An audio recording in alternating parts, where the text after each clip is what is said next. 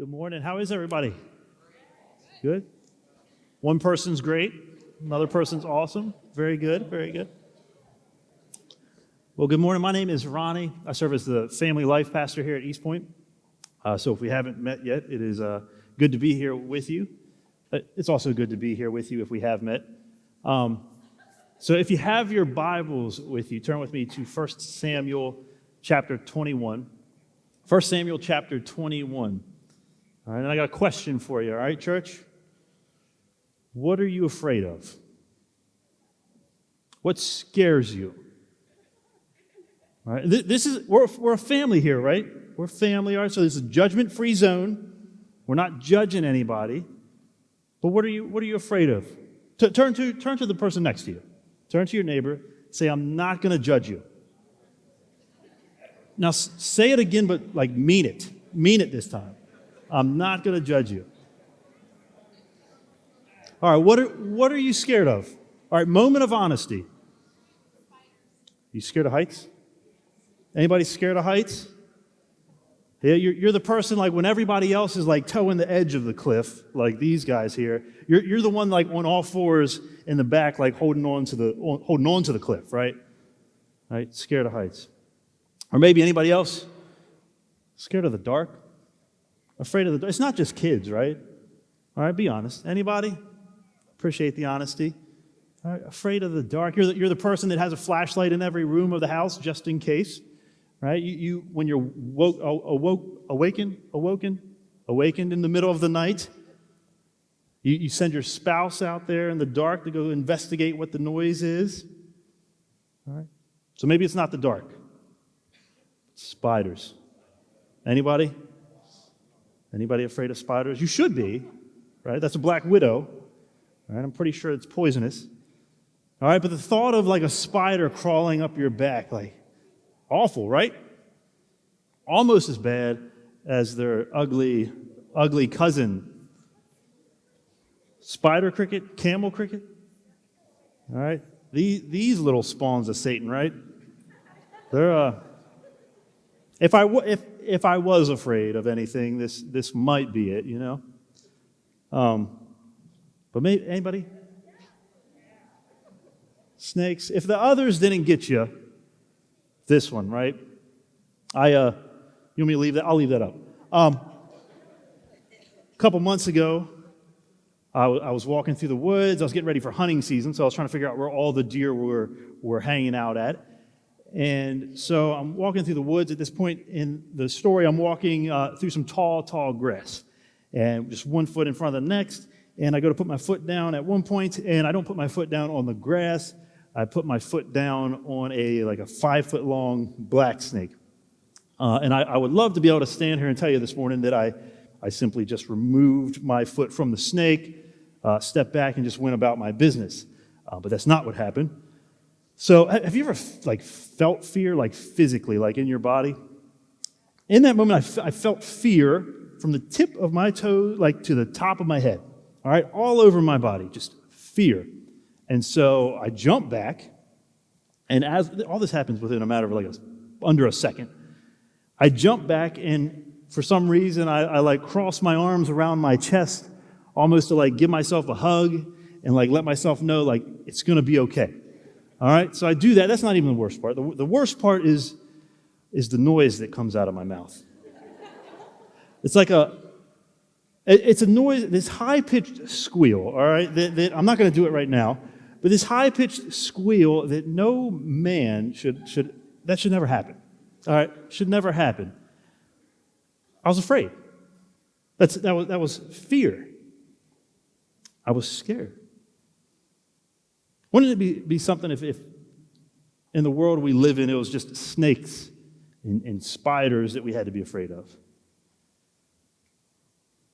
But no, we have the potential for a world war. We have violence in cities all over the place. Sickness. And if those things are out there, closer to home, we have to worry about our own health. We have to fear about whether we can protect our kids. Fear about whether we can make ends meet, if we can provide for our family. Fear of losing relatives. We're surrounded by fear. Had anybody witnessed this little incident between me and the snake? Like, they would not be telling a story of Ronnie Cannon's manliness, all right? But they would be telling a story of his fearfulness. And with so many things to be afraid of out there, like as Christians, don't you want people to tell a story not of your fearfulness, but of your faithfulness? You're trusting God, a trusting God that can weather any fear there is out there, anything there is to be afraid of. This morning I want to take you to 1 Samuel chapter 21. I want to show you what happens when fear shakes your faith. When fear shakes your faith, we're going to see what we compromise. 4 things that we compromise when fear overtakes our faith. And so before we jump in this morning, our text takes us back some 1,000 years before Jesus walks the earth. So a long time ago, it takes us back to the life of David. You probably heard of David, right? David, the young man that defeated Goliath, the giant. David, God's chosen king of Israel, his people. David, from whose line the Messiah, who we now know as Jesus, would come from. It's this David. And recently in the life of David, a lot of major things have happened, okay? All right, one, he's anointed as the next king of Israel. And this was God's plan, because the current king, King Saul, he's turned his back on God. He's living in disobedience to God, and if a king lives in disobedience to God, his people will follow. So it's God's plan to replace Saul with David. So he's anointed, and then David goes on in a battle against the Philistines to take on Goliath, the giant, the barbarous giant, when nobody else will. He stands toe-to-toe with him, and he defeats him. And because of that heroic act, David's fame it grows, it spreads rapidly. Right? Wildly popular in Israel. And so like the ladies love David. They're singing in the streets this song. Saul has killed his thousands, David his 10,000s. All right? It's not a chart topper by any means. It's a song nonetheless. All right, so they're singing this song, and you just do a little bit of simple math, and you see that the people think David 10 times greater than Saul. So this is an insult to Saul, obviously. Saul doesn't like this. So this anger, this jealousy, this hatred grips the heart of Saul. He hates David. So much so that he tries to kill him. He tries to throw a spear through him, all right? Not only does he do it once, he does it twice. Or if somebody tries to kill you, throw a spear through your heart once, maybe it was an accident, all right? Maybe just a fluke. All right, he does it twice. So David gets the picture, and David, he runs, he flees. Where Saul's heart was gripped with anger, now David's heart is gripped with fear. And so where we pick up, in 1 Samuel 21, verse 1, David is on the run. And it says this: Then David came to Nob, to Ahimelech the priest, and Ahimelech came to meet David, trembling, and said to him, Why are you alone and no one with you? And David said to Ahimelech the priest, The king has charged me with a matter, and said to me, Let no one know anything of the matter about which I send you, and with which I have charged you. I have made an appointment with the young men for such and such a place. Now then, what do you have on hand? Give me 5 loaves of bread, or whatever is here. And the priest answered, David, I have no common bread on hand, but there is holy bread. If the young men have kept themselves from women. And David answered the priest, Truly women have been kept from us always when I go on an expedition. The vessels of the young men are holy, even when it's an ordinary journey. How much more today will the vessels be holy? So the priest gave him the holy bread, for there was no bread there but the bread of the presence, which is removed from before the Lord to be replaced by hot bread on the day it is taken away. So tell me if I'm the only one, but have you ever been on a plane when it's hit some turbulence? Anybody? All right, and that sinking feeling you get in your gut.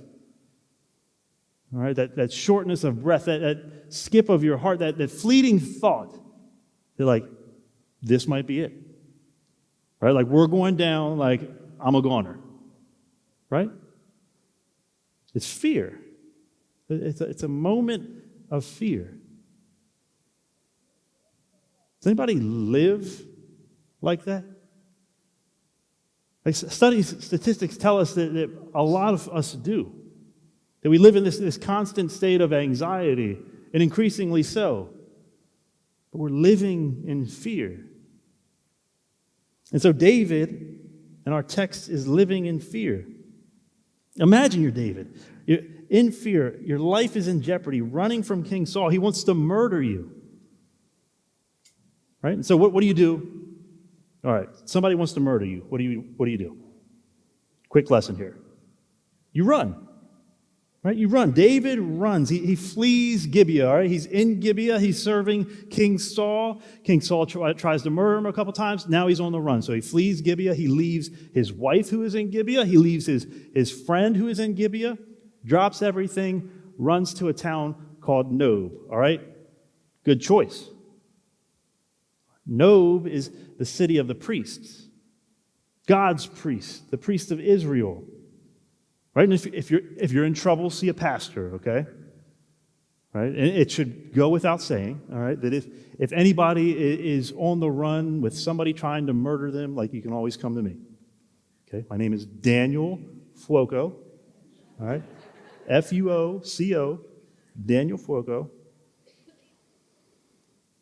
But David is on the run. And so after a two-mile sprint south, he arrives at Nob, and David comes here hungry, right? He's asking for bread. And so I imagine David like getting to town, ready to just cut to the chase, right? He's hungry. He wants bread, and Ahimelech, the priest, comes rushing out. And I think David's thrown off a little bit. I think he's thrown off his game. Imagine I'm ready to cut to the chase. I'm hungry. Where's the bread? But Ahimelech's greeting, it's different. It says he comes out trembling. It turns out David's not the only one afraid. Maybe Ahimelech had heard of Saul's hatred for David, how he tried to murder him, how he wanted him dead, and now David is in his presence. Saul is actively trying to kill David, and now David is here.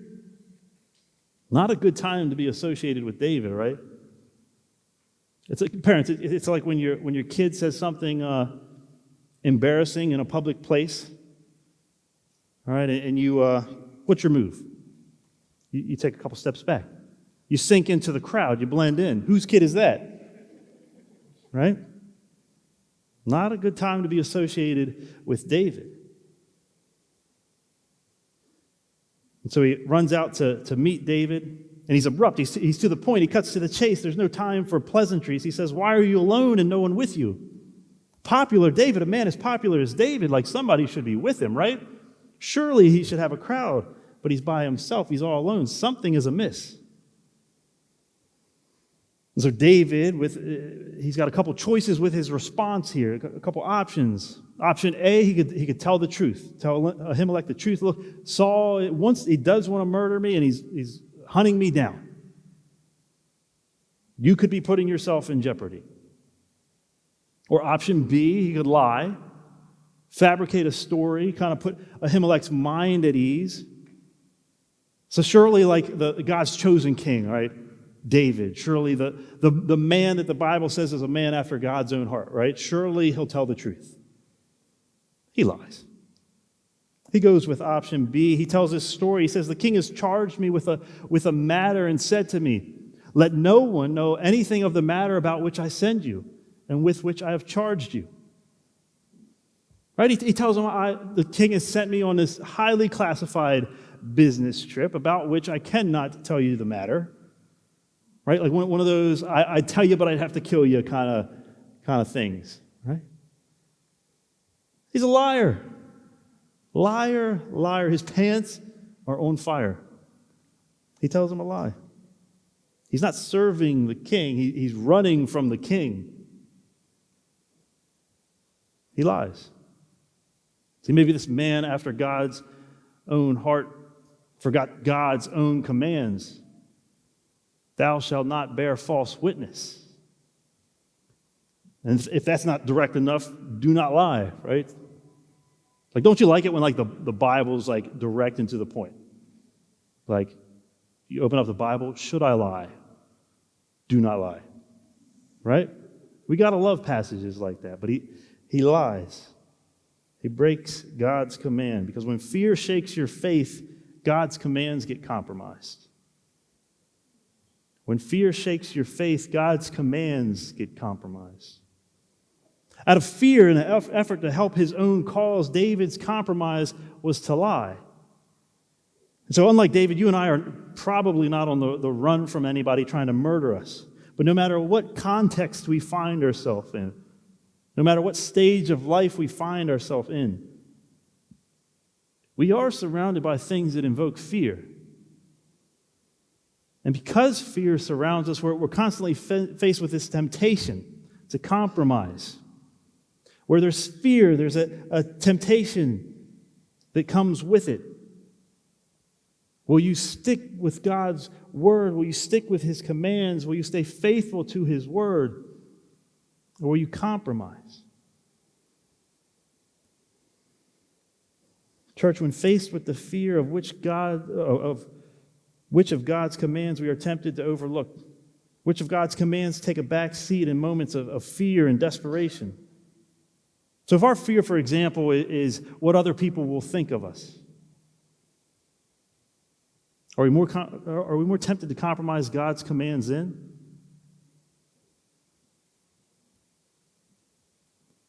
Are you tempted to do what you should not do? Say what you should not say? To get by, to fit in, to blend in? Singles, my single people.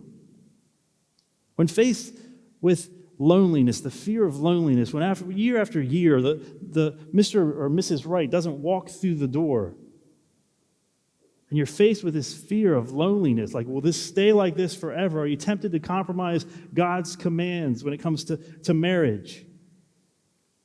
To not be unequally yoked? Are you tempted to compromise what the Bible tells you to save for marriage, to put a Band-Aid over that loneliness? What commands are you tempted to compromise? So we're looking here at David as an example of like what not to do, right? We got to empathize with David. Right? We know fear. And we know temptation. But church, be careful. When fear shakes your faith, God's commands get compromised. All right, so back to David. David's hungry, right? He's on the run. He's hungry. He came to Nob looking for bread. And Ahimelech the priest, he grants his request. He gives David the bread, the bread of the presence. All right, did David deserve bread? No. Right? Remember, he lied. Did he deserve bread? No. But praise God that God doesn't always give us what we deserve. Praise God that he's so gracious, he's so merciful, so loving, compassionate, and so patient, that he doesn't give us what we're owed. He still takes care of us. He still provides for us. He still cares about even the smallest details of our lives. He gave David bread. Verse 7. Now a certain man of the servants of Saul was there that day, detained before the Lord. His name was Doeg the Edomite, the chief of Saul's herdsmen. All right, so something scary happens in this one little verse. All right, that might be easy to miss. Something scarier than the snakes and the spiders, all right? Doeg, this man, as David is receiving the bread from Ahimelech, he catches somebody out of the corner of his eye staring at him, witnessing this whole encounter, this whole exchange, and it's Doeg, the Edomite. All right, this is a moment where David's fear increases. Doeg's name literally means full of fear. All right, this is bad. This is really, really, really bad. All right, see, Doeg is a faithful servant of King Saul, one of his highest ranking servants. And he's witnessed this whole exchange of Ahimelech helping out David, who is fleeing Saul. And later, David would go on and he'd admit that in this moment, says, I knew that on that day when Doeg the Edomite was there that he would surely tell Saul. So David knows in this moment that he's messed up. He's made a mistake. That Doeg's going to go back. He's going to tell Saul. And so if we were to look ahead to chapter 22 of 1 Samuel, we would see the consequences of what took place here. Doeg does go back and tell Saul about Ahimelech giving aid to David. And an already angry Saul is now enraged, and he summons Doeg to go gather up all 85 priests that were in Nob, and he gathers them up, and he slaughters them. He kills them. And worse than that, Doeg goes back into Nob, and it says he put to the sword both man and woman, child and infant, ox, donkey, and sheep. You know, I mean, some people may say the Old Testament is outdated and unrelatable, but does that not sound a lot like what we've seen in the news recently?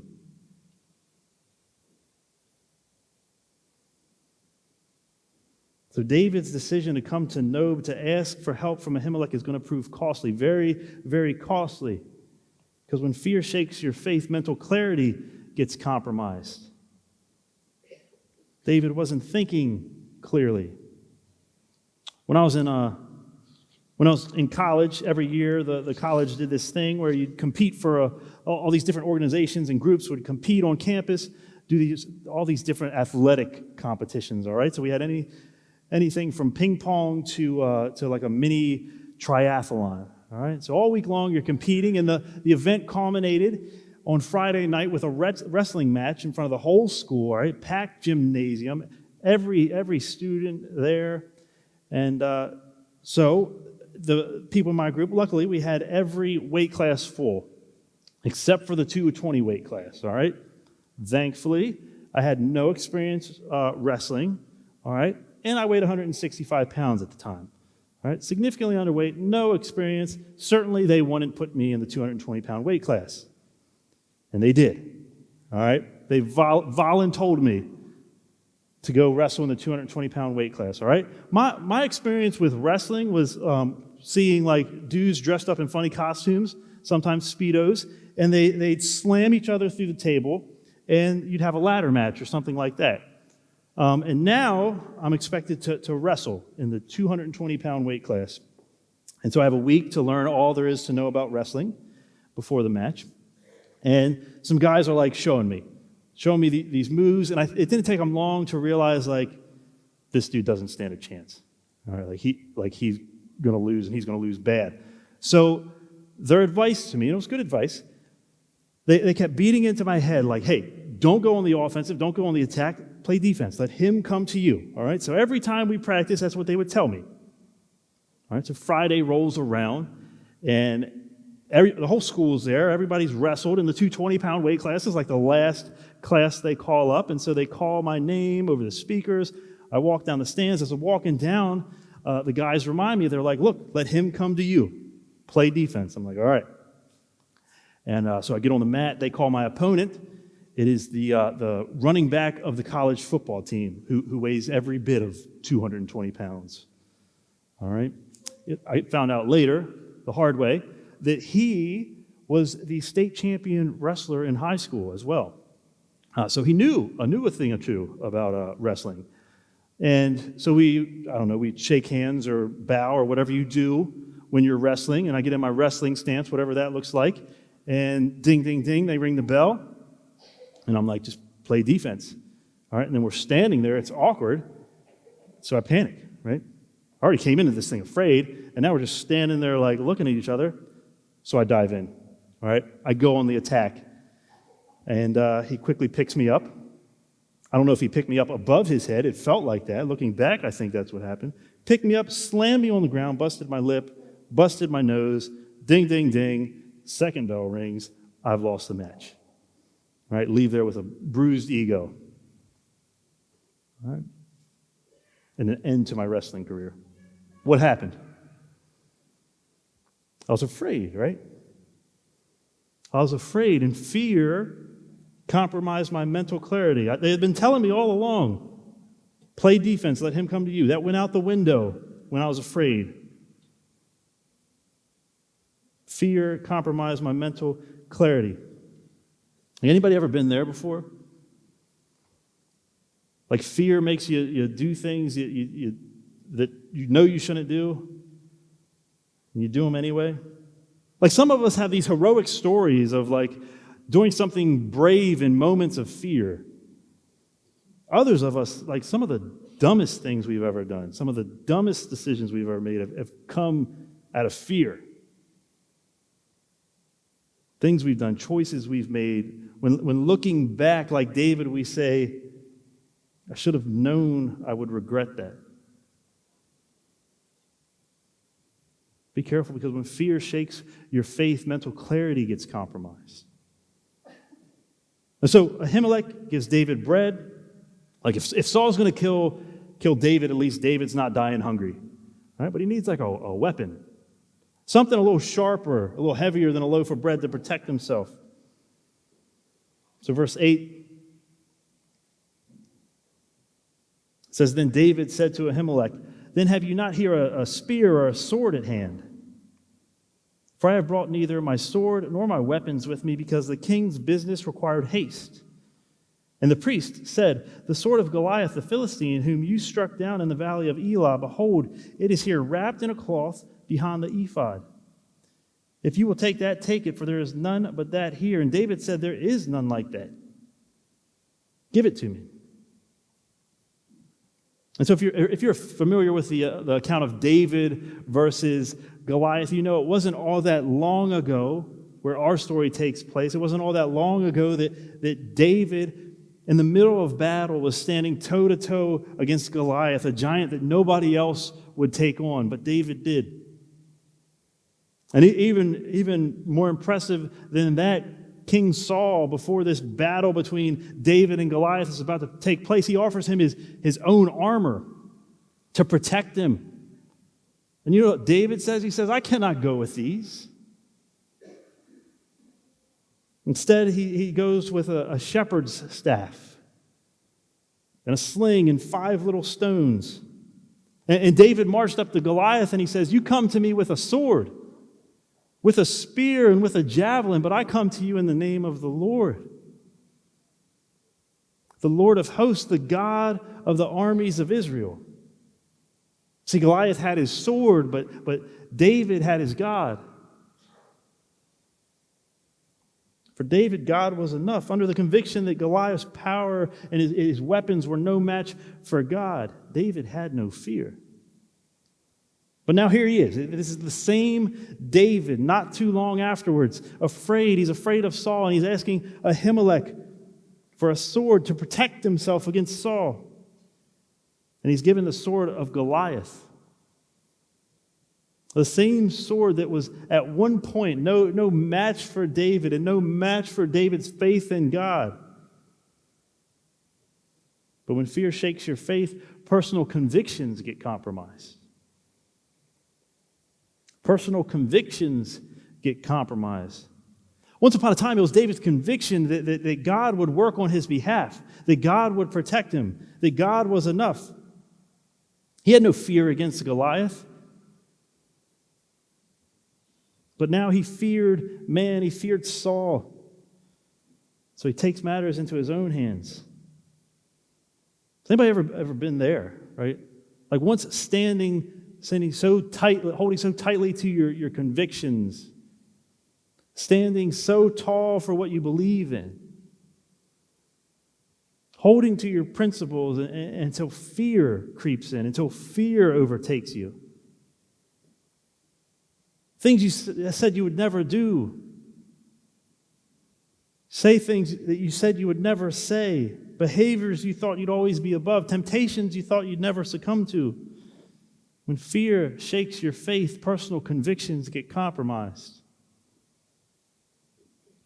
And that's what happened to David.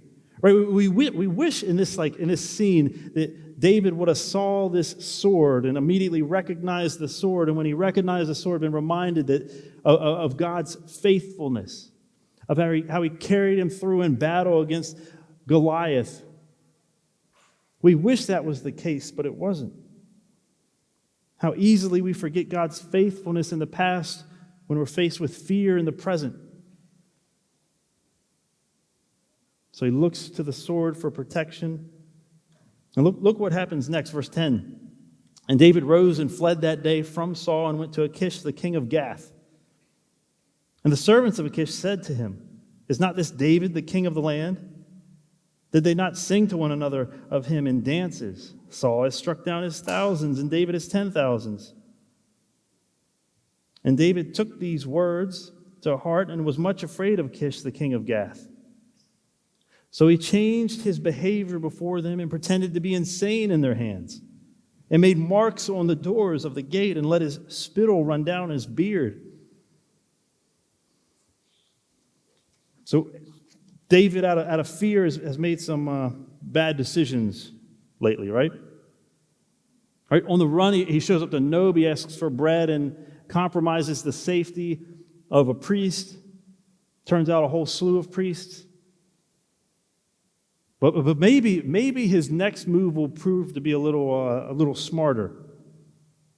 Now tell me if this is what you would do, right?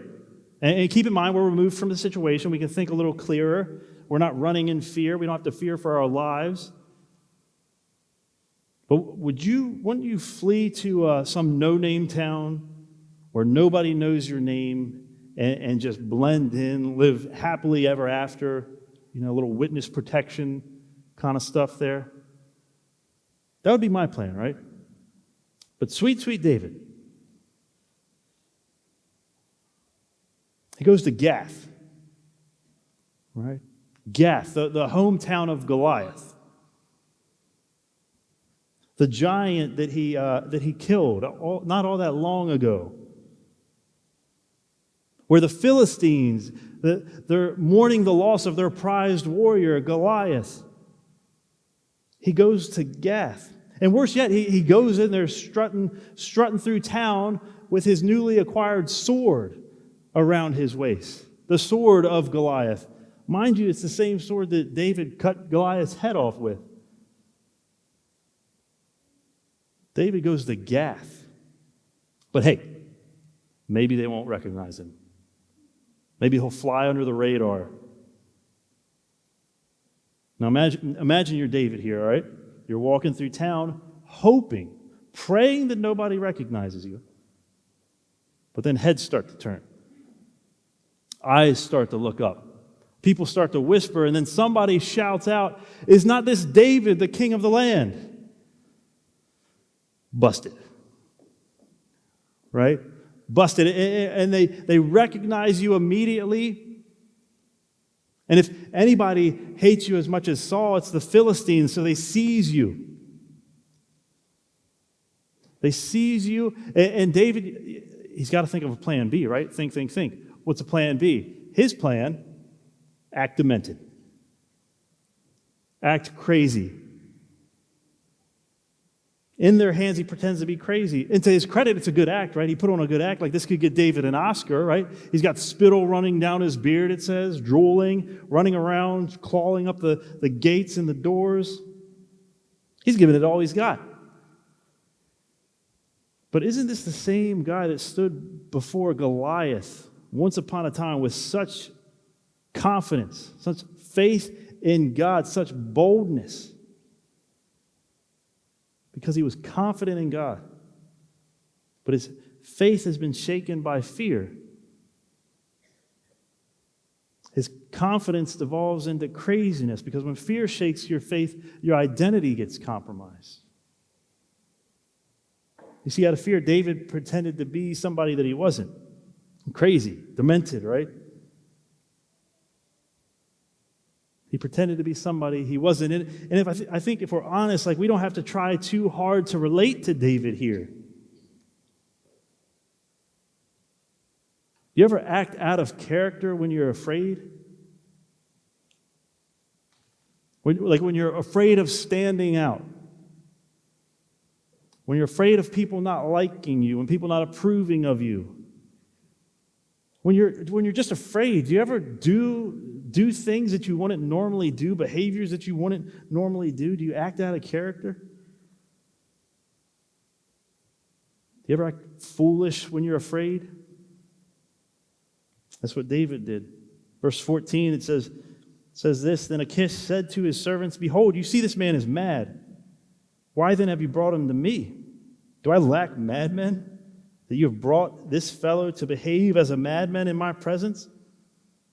Shall this fellow come into my house? So you know what's crazy about this whole story? This whole scene right here in Gath. As silly as it is, it works. David's plan B works. The king lets him go. He says, look, I've got enough crazy people like around me on a day-to-day basis. All right, do I need another one? Right? Some scholars say that he was a youth pastor.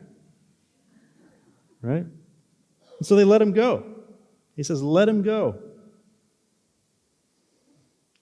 So does the king let him go because of some wise plan that David concocted, some brilliant idea to act crazy, and that's what caused him to let him go? Isn't it the grace of God that let him go? Wasn't it God that stepped in and clearly a plan that was silly from the beginning? Didn't God still free David? It was God's grace. And so after these 4 points of the sermon, to be honest, haven't been all that encouraging, right? Talking about the things that we compromise when we're afraid. We need to leave here with some type of encouragement. And I could literally all I have to do is just list more things to be afraid of, and our fear will increase. Don't we need encouragement?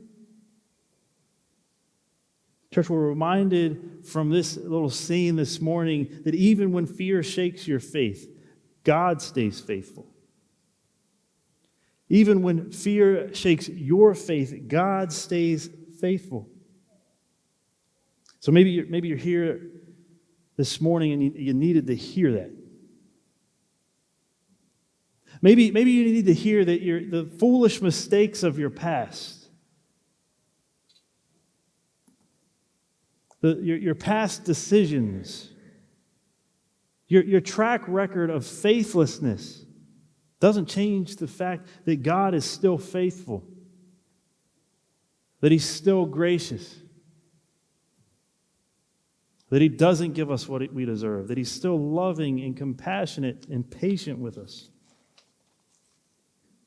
So I believe in this moment God was reminding David that it was Him all along that was taking care of him.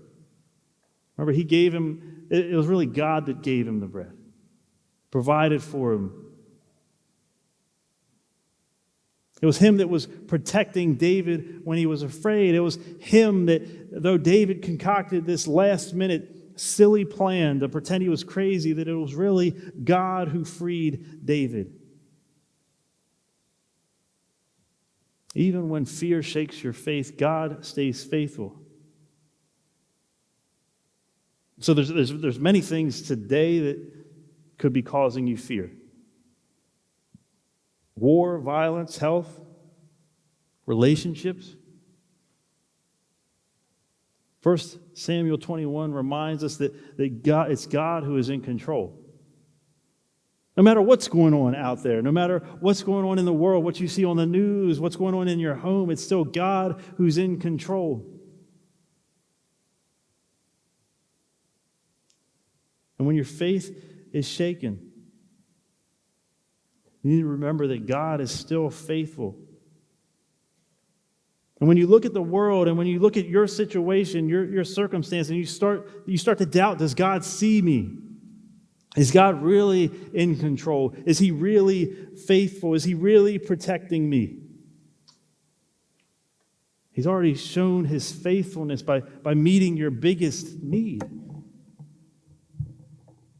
Being separated from God because of our sin. Unable to have a relationship with God because of our sin. He sent Jesus, His Son, down to earth, and Jesus died on a cross for that sin, and He paid the penalty of death for that sin. And so now, everybody who believes that, who trusts that, who surrenders their life to Jesus, is welcomed into the family of God. God's proven His faithfulness. He's proven His faithfulness. He's faithful yesterday. He was faithful back then in David's time. He's faithful today. He's faithful tomorrow and always. So as we close, we're going to have a family moment. So you got your communion elements. If you didn't get those, the ushers will come around. They'll get you some. So this is for the family of God. So if you're here and you haven't surrendered your life to Jesus, if you're not following Jesus, then you can just let the cup pass. But still listen in as we share this moment. So we'll take communion in a minute. But if you remember, David was given this bread from the priest, remember? He's given bread. The priest gave him the bread to meet his temporary needs, to satisfy his hunger in a very temporary way. But Jesus came to earth and died on a cross. His body was broken to meet all of our needs. Not in a temporary way, but in an eternal way. Fully and completely. Forever. So before we take the bread and the cup together, everybody stand to your feet. Let's all stand to our feet and do this. So David, he wrote a lot of songs. That was his thing, right? He wrote a lot of the songs that you're finding in your Bible. He wrote a song about this moment in Gath, when he was captured by the people of Gath, and God sets him free. He shows us His heart. In Psalm 56, he sings of this. He sings of God's faithfulness.